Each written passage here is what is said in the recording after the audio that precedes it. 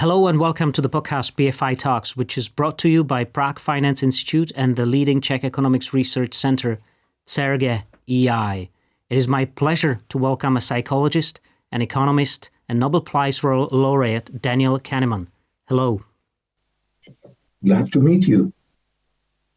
Professor, because of the times and what's going on not far from Prague, where we are actually taping this podcast from, is the war in Ukraine. But what lies actually behind it is a sort of a question that I would like to ask you as a psychologist. How do you look at this way of like perceiving what's going on in Russia from the Russian perspective? And I know that they've been exposed to a lot of what, from our vantage point of view, we see as propaganda, and it's obviously propaganda.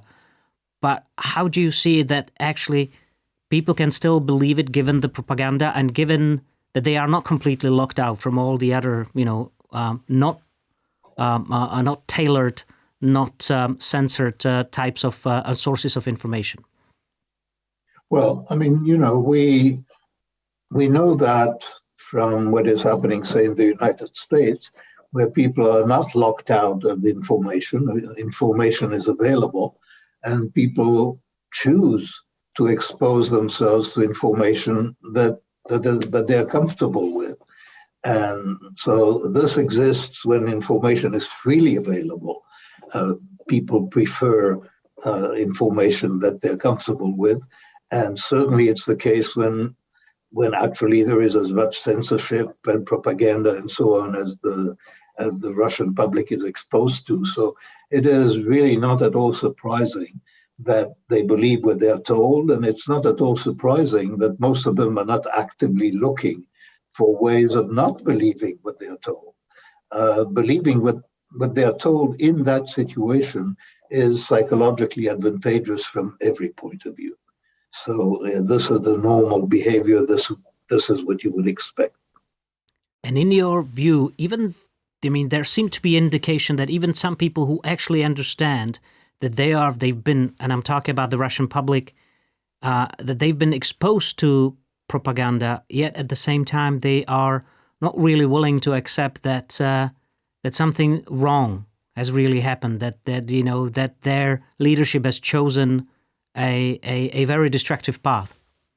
I mean, the people's identification with their country is very strong, and that is true for all of us. And the reluctance to see our country as guilty of aggression, of a crime, is very strong for all of us. So it's really not surprising that people are reluctant to go that way. The idea my country is wrong. Actually, the old expression is my country right or wrong. I mean, whether it's right or wrong, it's my country, and patriotism is the most important value. So no surprises there.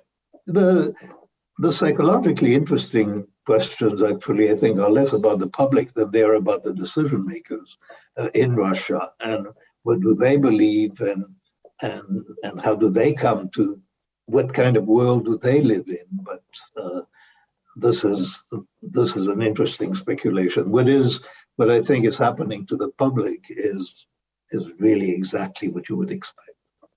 There are so many reasons for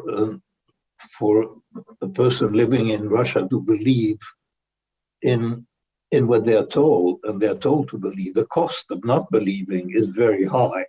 The cost of not believing means that you're a stranger and an enemy, and in addition to just being afraid, which many of them are, and with good reason. So it's shocking, but it's not surprising that you get national sentiment that seems to be divorced from the facts. And when the word war cannot be used and is actually not used, so when people are actually thinking that what is going on is an operation and then they see the response of the world, or whatever they're told about the response of the world, then the response looks completely disproportionate to what is actually being done.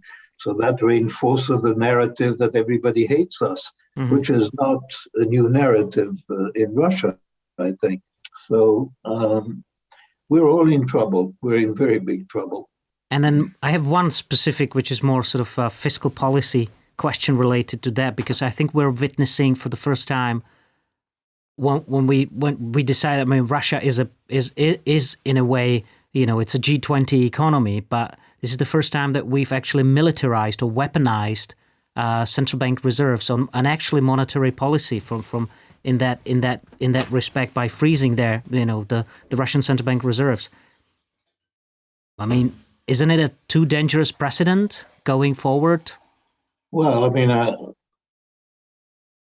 it seems very dangerous, but not only as a precedent in terms of financial relations. It seems this is very nearly an act of war. I mean, there is an intention here to destroy the other side's economy or to destabilize the economy. This is a very serious move, and it's uncertain. When you're on the receiving end on this, you see it as an act of war, and then you ask yourself, what can you do? It seems very unlikely that the other side will not retaliate. I mean, they must be very actively thinking, what can we do to retaliate? And this is now being done not so much to influence the other side as, when it's trying to acting aggressively, when it's acting aggressively in part, but it's expressing yourself, it's expressing what you feel. Yeah. It's only in part intentional in terms of what is the effect that you want to achieve on the other side. And we seem to have gone a fair distance that way. That is, I'm very struck listening here to some commentary. The real problem is, how do you give the other side, the Russians, a victory to allow them to get out of it? Yeah, and without giving them some kind of a victory, this is going to escalate. And it's getting more and more difficult. They've gotten themselves into a box, and it's getting more and more difficult to find victory to give them. But it seems that if you don't, they're not going to accept defeat very easily. So the question is, what will they do? And it's not obvious. If we try to put aside the very recent, developments on capital markets, given the conflict in Ukraine, I mean, and focus on the area from the great financial crisis, 2008, through the COVID response, do you think that, investors have behaved rationally or have been sort of like driven by all the other influences, including, quantitative easing policies, that they have sort of dulled their rationality approach to investing? I think this is an interesting question because of the use of the word rationality. So in the common language, people confuse, I think, rational and reasonable, so that they use the two words almost interchangeably, that people behave rationally and did they behave reasonably. And people often use the word irrational for behavior that is not rational. In fact, as I use the term, rationality is a technical term. It just means logic, and it means the logic of decision-making, and it is clearly impossible as a description of the way that humans make decisions, because it assumes a breadth of view and a consistency of beliefs and so on that the human mind is incapable of. But so people are not rational in the technical sense. That's obvious. And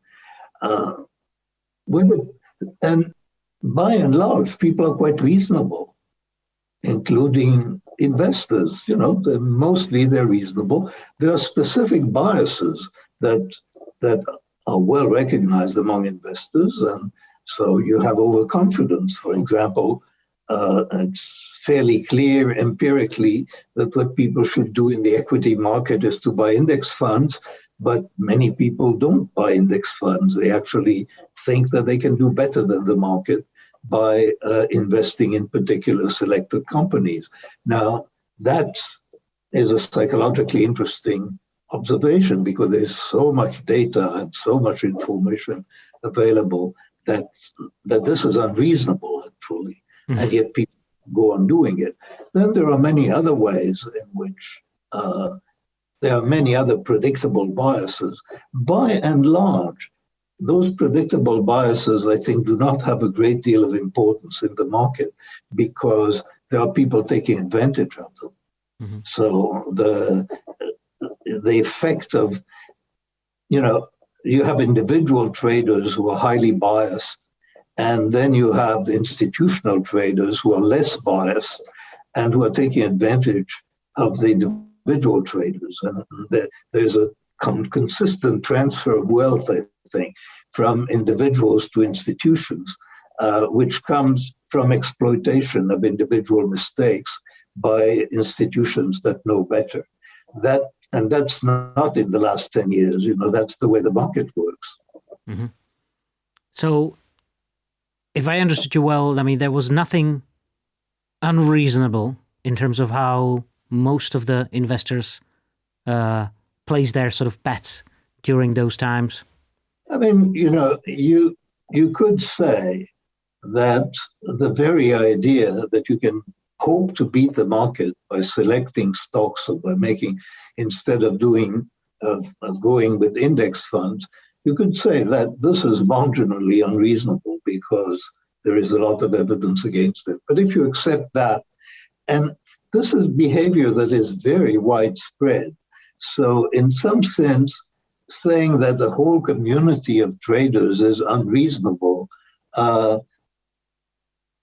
that sort of doesn't make sense to me. Behaving like most other people around you is not unreasonable, by and large. People just follow the norms of the community, and there is most of the behavior in the market is really quite reasonable.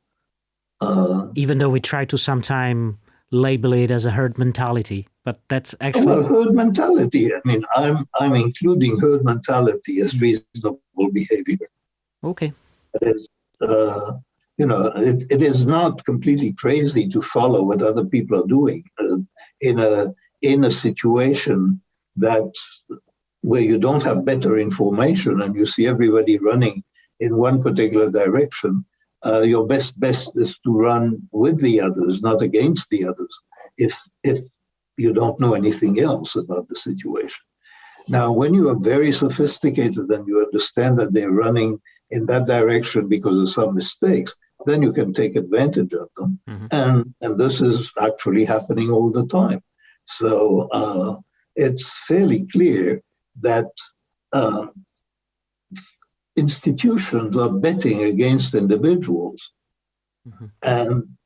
and winning consistently, not a lot, but consistently. So that's a pattern. So in that sense, whatever degree of unreasonableness there is in individual trader behavior doesn't affect the market very much. It lubricates the market. It gives the institutions some money to play with, but it's not enormously important, I think. But from that vantage point of view, if I bring it back to individual investors, if there is a contrarian individual investor, generally we tend to hear about successes. So you would say it's just an anomaly. If there is we only hear about successful contrarian investors or their contrarian bets, but that's actually an anomaly. Well, certainly, from the best that we know, I mean, it's not whether Whether it is possible without inside information to beat the market is still debated. And apparently it can be done, but it can be done by a very small percentage. So when there are people, when there are professionals doing it, there is enough to cover their fees, but there isn't enough for the people who invest in them to make money. So people who invest are probably better off just looking for the cheapest way to invest rather than, but so those people who can have a small advantage, it's very, very small, but it probably exists. And I don't actually know where we're going with it. I think I do, but maybe not really. So let me shift to sort of corporate management and biases. What are, in your view, what are the key behavioral biases that actually plague the decision making of corporate managers? Well, what we know is that there is a great deal of optimistic behavior, and probably, at least my view of risk-taking, of economic risk-taking, is that a lot of it is driven by not understanding the odds. Now, that's not true. The venture capital industry, they know the odds, and there is an industry, and they're highly professional. But individual managers, one thing that we can expect them to be is to be overconfident and optimistic. And this is not very good for them necessarily, because it makes them take gambles that they wouldn't take if they knew the odds. It's very good for the economy, because that's the way you get competition and activity and innovation. But so I would think this is something that we know, over-optimism. Then there are other patterns of behavior that we know about, which was, for example, sticking with losing propositions. Mm-hmm. It's sunk cost behavior. That's a pattern that is very common and extremely difficult to get rid of. That is to quit when you're supposed to be, and cut your losses. Yeah, cut your losses seems to be extremely difficult for people to do so. And why do you think that particular bias is there? It's just because people don't really want to admit their failure, or they still believe. Yes, but it's not admit in the sense of what will other people think of me. It's that when you cut your losses, you are really accepting that you have lost. So long as you are hanging on there and there is a chance, then you don't have to think of yourself as having lost. Mm-hmm. And that is very abusive, admitting that you have lost. And it's something that people control. So by not selling my losing investment, I'm not punishing myself. And I punish myself when I sell it, mm-hmm. because it hurts. And choosing to hurt myself is something that's quite hard for people. So it's fairly natural why you have some cost behavior, and you have a lot of it. So you have optimism on one side, overconfidence, mm-hmm. and some costs on the other. Those are really quite dramatic general biases. Let me move on to a question which you must have heard in one way or another many times before, and it's about short-termism versus creating long-term value. I mean, is the current sort of like at least the accounting setup of capitalism at the moment, is there something inherently wrong because managers and companies are forced to follow quarterly profits and quarterly results and meet quarterly targets? And given that, I mean, maybe the recent sort of push into those sort of non-financial reporting metrics, sometimes sort of lumped under the acronym ESG, which is sort of, or sometimes it's called stakeholder capitalism. Maybe that's the way to redress it. So let me put the question. Is something really wrong about capitalism as we see it because of chasing quarterly corporate results? And if it is, is the non-financial reporting and meeting sort of stakeholder targets the right way to redress it? Well, this is the time to remind you that I'm a psychologist, so I'm not. It's clear that the constant monitoring and the fact that there are short-term rewards and punishment makes it more difficult to have to maintain a long-term policy. So that's a cost of capitalism, and as it is currently practiced, I think that's you don't have to be an economist to see that. What can be done to improve it? I mean, it's clear that if you remove that discipline, there are going to be costs to that too. That is, that if people do not have the discipline of, are you making money now? Are you making a profit? Are you minimizing costs right now?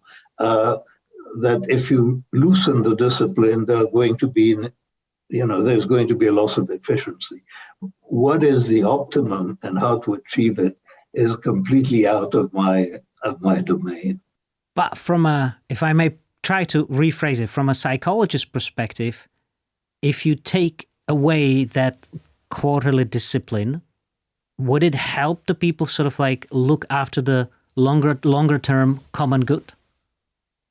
Well, it really depends, I think, on the culture and on the incentives. And one thing that I've always found very puzzling is the idea that managers or executives are in it primarily for themselves, and that by incentivizing them to make money, you are actually making them serve the interest of the firm in those ways. This psychologically strikes me as unconvincing. I'm not sure that that executives without stock options would be much less effective than executives with stock options. In that sense, the organization of the system, and this is the reason that I'm bringing this up, is that the organization of the system borrowed, I think, and was influenced by economic theory. So economic theory was telling you that you have agents who are completely selfish and motivated by profit. And then the question is, how do you take profit-oriented agents and make them serve the interest of a corporation? And you end up with options and various incentives of that kind. But if that theory is wrong, then there may be alternatives. And do you think it is wrong? I think it could be wrong. It depends on the culture. That is, if you have a culture where, if the culture tells people, unless you are in this for yourself, you're an idiot, then you're going to have one kind of behavior. And here, I just don't know, but my impression is that at least in the past, there was some contrast between Europe and the United States in terms of the incentives for executives. And my vague impression is that this gap is narrowing. But that's a very interesting question of whether when you don't have that personal incentives, executives are markedly less efficient. And as a psychologist, I would doubt it. Well, says Daniel Kahneman. Thank you and goodbye. Goodbye. Thank you. Bye-bye.